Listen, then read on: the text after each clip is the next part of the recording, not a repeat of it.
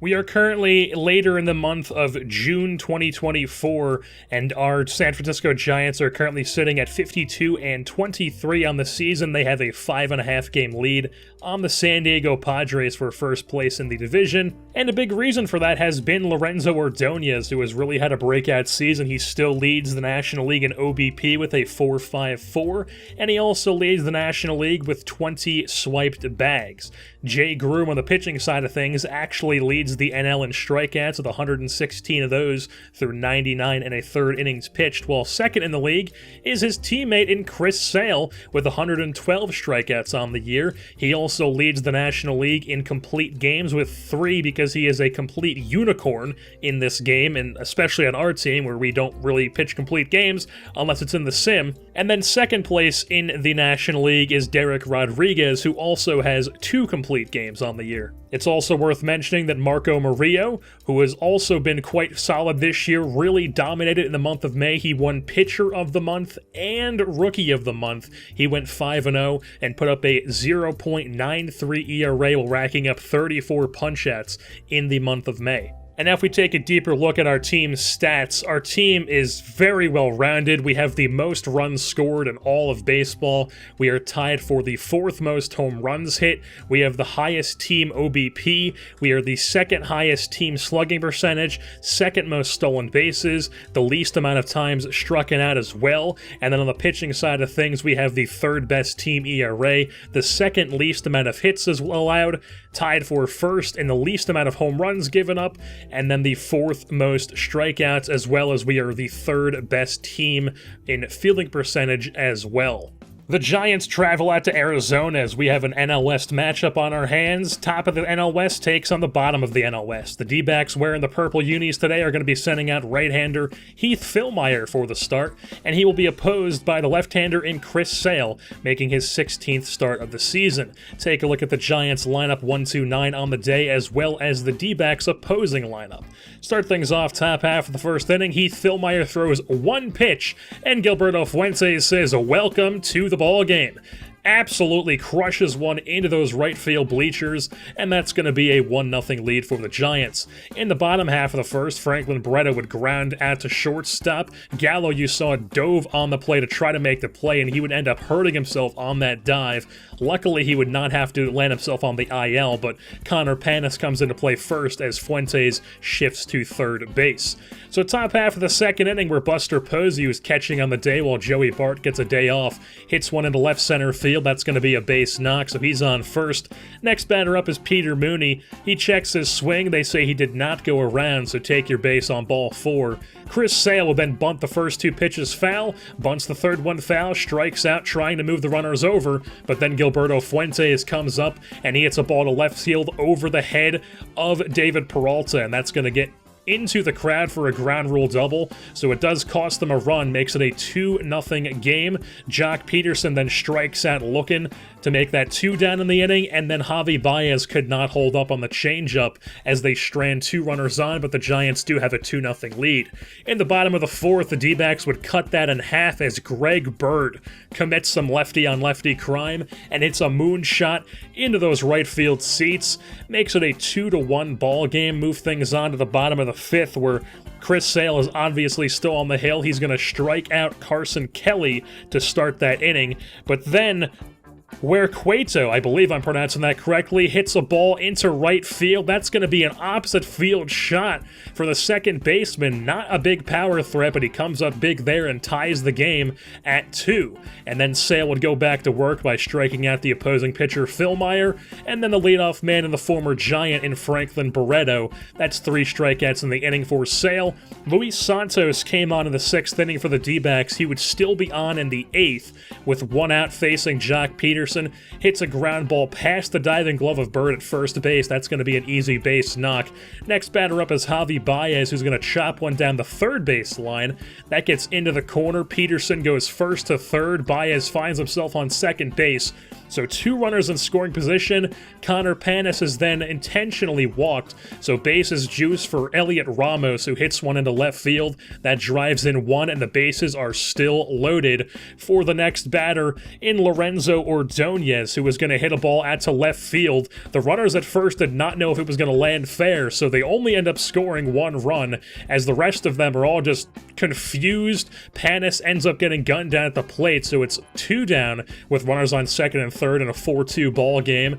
Zach Weiss then comes on out of the pen to relieve Santos, and with 2 outs, he would give up a walk here to Buster Posey, so bases are loaded yet again, this time for Peter Mooney, and he's going to take a pitch on the inside half for strike 3, so it remains a 4-2 game as Weiss gets out of the jam. Keenan Middleton came on in the bottom of the 8th for the Giants, and he would go to work. He strikes out the pinch hitter Nate Lowe for the first out. After that, it's Franklin Barreto who goes down on the slider, and after that, it would be Jamani Jones going down on the fastball, so Keenan Middleton strikes out the side, bridges the gap to the 9th inning for Robert Gazelman, who comes on looking for his 17th save, and he would get it as he gets Pavin Smith to fly out to left field. Jock Peterson camped under it. Easy catch for him, and it's a 4-2 victory for the Giants over the lowly last place in the NL West Arizona Diamondbacks. Chris Sale picks up Player of the Game honors. He pitched 7 strong innings, only gave up 4 hits, struck out 10 on the day, did give up 2 runs on 2 solo shots, but they were solo shots, and the Giants offense, of course, picked him up for the 4-2 victory. Now, as we're about to head into a game against the San Diego Padres, it's worth mentioning that the Padres are currently slumping quite a bit, as they are now in 3rd place in the division, so we have an 8.5 game lead on the Los Angeles Dodgers for 1st place, and then the Padres, who are in 3rd, are now 11.5 games back. We will also be without Derek Rodriguez for a start or 2, as he is on the 10-day IL with a head contusion, so Logan Webb has been called up from AAA for a spot start. He was up for a drip of coffee last season, and then he was up for a cup of coffee in the season before that. Giants travel out to sunny San Diego for a matchup between 2 NL West rivals, as the Padres are going to be setting out the left-hander Mackenzie Gore for the 17th time this season, and he will be opposed by the right-hander Logan Webb, making a spot start on the season, recently called up from AAA Sacramento. Take a look at the Giants lineup 1-2-9, as well as the opposing Padres lineup. In the top of the 1st inning, Elliot Ramos, rocking a 5-game hit streak, comes up wanting to extend that early, and he does just that with a solo shot into those left field seats, and it jumps off a 1-0 lead for this Giants ball club. They would take that into the bottom of the 1st, where Daniel Robertson is up with 1 out, and he's going to take ball 4 and a questionable ball call, so he's on first base. And then Frenmil Reyes with 2 out is going oppo-poppo into that short porch in right field, and that's going to be a 2-run shot, and the Padres are all of a sudden on top 2-1. In the bottom of the 2nd, Fernando Tatis Jr. hits a ground ball at the second base. Mooney makes the diving stop, but he cannot field it cleanly, so Tatis is on first with an infield single. Then a ground ball to Mooney. He would make the play this time, but only have a play at first. So Tatis on second with 1 out, and then a curveball would get away from Joey Bart, allowing Tatis to get over to third base. So Will Myers, all he needs is a sac fly, and he does just that. A deep fly ball to right field, Kloboff puts it away, and even his strong arm is not enough to get the speedy Tatis out, tagging up at third.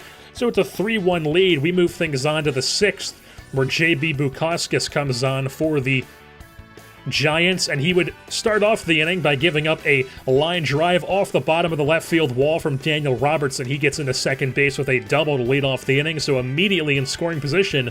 But then Bukauskas, facing the heart of the order of the Padres, buckles down, strikes out Machado, next batter up blows a fastball by Frenmil Reyes, and then he would complete 3 straight strikeouts by getting Rhys Hoskins on the slider, and he strands the runner at second base. 3-1 remains the score. Top of the 7th, where the Giants are going to continue to chip away at that lead, as this one's going to be into the left field seats. A solo shot for the catcher Joey Bart makes it a 3-2 game, 1-run lead. Luis Urias came on to pinch hit in the bottom of the 7th for the Padres with 2 runners on, 1 out, and he would line into a snag and tag double play. Connor Panis, very nice at that first base position. So top of the 9th, Josh Hader comes on looking for the save with a 3-2 lead, and Lorenzo Ordonez commits some lefty-on-lefty crime leading off the inning. That's going to split that right center field gap. It's an easy double for the speedy Ordonez, so he's in scoring position, and then Javi Baez comes up and hits one to that Western Metal Supply Company, and that baby's gone. A 2-run shot, and the Giants are now back on top since the first time in the top of the first inning. A 4-3 lead as Hader blows the save. Gazelman comes on in the bottom of the ninth, and he would work a ground ball with 2 outs to Javi Baez. And that is the ball game. The Giants come back in the top of the ninth and win this game over their rival Padres 4-3 here in San Diego.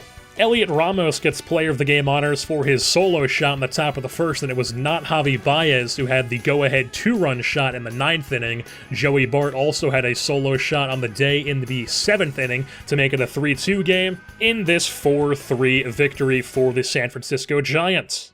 Now, before we hop into this game against the St. Louis Cardinals, it's worth mentioning that unfortunately, we will not be seeing Joe Gray Jr. in the game for them, as he is going to be missing the rest of the season with a torn MCL. He played in 26 games this year for the Cardinals. He had a .697 OPS through 106 ABs, and then he unfortunately suffered that injury, so Joe Gray Jr. will not be in this game for the Cardinals. Giants travel back home to take on the last-place team in the NL Central, the St. Louis Cardinals, who are going to be sending out the former Giant in the left-hander Tyler Skaggs, who's having a bad first year with the Cardinals, and he'll be opposed by the sensational rookie out of Venezuela in Marco Murillo, making his 16th start this season. Take a look at the Giants lineup 1-9 on the day, as well as the opposing Cardinals lineup 1-9. Start things off top half of the first inning, where Harrison Bader is going to jump on the first pitch he sees, and that's going to be lined down the left field line, lands fair into the corner. Easy double for the speedy Bader. So he's on second, already in scoring position.